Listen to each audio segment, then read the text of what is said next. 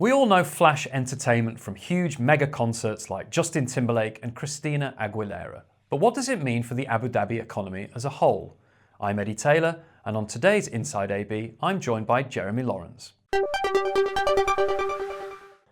So Jeremy, Flash Entertainment is celebrating its 10th anniversary this year, and you've been digging into its history and spending some time with CEO John Licorice. It's been a pretty remarkable rise, hasn't it? Yeah, he's an interesting guy, John Licorice. I've interviewed him a couple of times, most recently this summer, where of course he was promoting its 10-year anniversary of Flash. So his story, very briefly, he's an events producer from Canada originally, was asked to come over in 2007 to help with the Justin Timberlake gig that was being organised by a friend of his over in Abu Dhabi. That went well. He got asked back to have a meeting with the executive authority in Abu Dhabi about starting an events company. So he put on the Bon Jovi show, got 19,000 people there, which is more than double what anyone had ever done at a gig there, which led to Flash being created. And very quickly, within the first couple of years, they had the Medabula Tennis Championships, which are the world's top players. They had George Michael and Alicia Keys at New Year at the Sheikh Zayed Stadium, another big first for the capital, and big numbers again. And a host of other events, the FIFA World Club Championships. It was an incredibly rapid first 2 years of growth for the company. Yeah, but it's interesting. Why was it actually started, though? It wasn't simply about, bringing the likes of Bon Jovi to Abu Dhabi. There was a sort of a wider goal, wasn't there, from day one? Yeah, and that's why we're talking about it here on Arabian Business. Abu Dhabi's growth trajectory had been slower than Dubai's in terms of its perception on the world stage. But then it sort of built out Yas, and it built out these other sort of entertainment facilities, and he wanted to showcase them. So right from the start, his brief, John Licorice's brief, was what can you do for the UAE economy? So you had the F1 that they just secured. That was just going to be a race. He built the Yas Alam events program around that. So you've got the world coming to Abu Dhabi, and he provided all the events that went on with that. Then you also had all the cultural events that he put on. So you had Casa Al Hassan, Mother of the Nation Festival, or the National Day festivals. So they do a lot of work to promote the culture of Abu Dhabi, as well as its star attractions like the F1. And it's not just about entertainment. It's great that there are things to do, and both Dubai and Abu Dhabi have been fantastic at laying on things for the population that they brought here to work.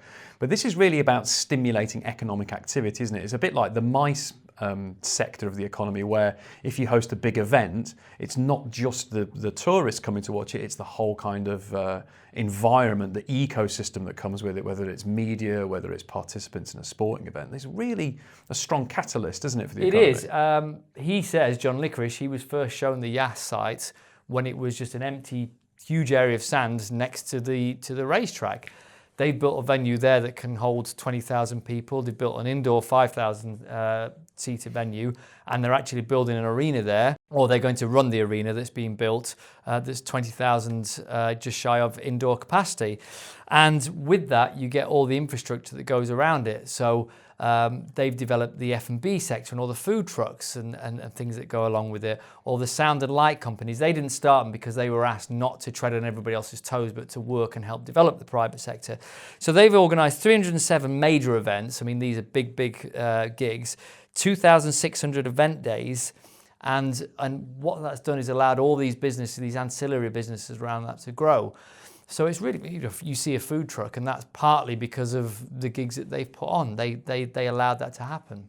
Just by the way, if anyone wants to chip in below, what's been your favourite Flash event that you've seen? Have you been down to Abu Dhabi and seen any of the big showcase events? And who would you like to see come next?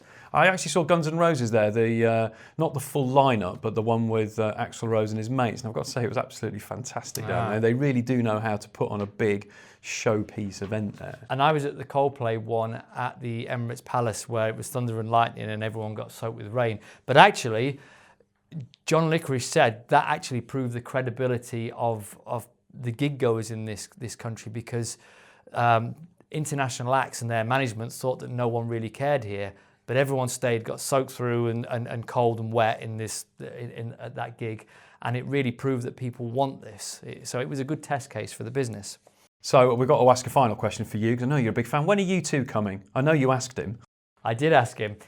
He says he keeps asking them. They're in constant contact with their management. Bono's actually been to Abu Dhabi and he's met everyone there, the powers that be. It didn't happen on the 360 tour because the claw that they had was too big to fit anywhere. It's not happened so far because they've got a huge big suspended video screen that they can't figure out how to rig that. John Licorice says they actually can, but the U2 management saying, well, it's not been done before. Right. But John Licorice said, well, we built the world's tallest tower in this country, so I'm sure we'll figure it out. But U2 will be coming at some stage. If anyone can figure it out, I feel fairly sure that Flash will be able to figure it out. Maybe in the next 10 years, because I can't believe it's only been 10 years since Flash have been in operation. It seems it's part of the fabric. Here, yeah, and that's the whole point about it. To summarise all this, Flash has really helped Abu Dhabi put itself on the map as being an entertainment hub.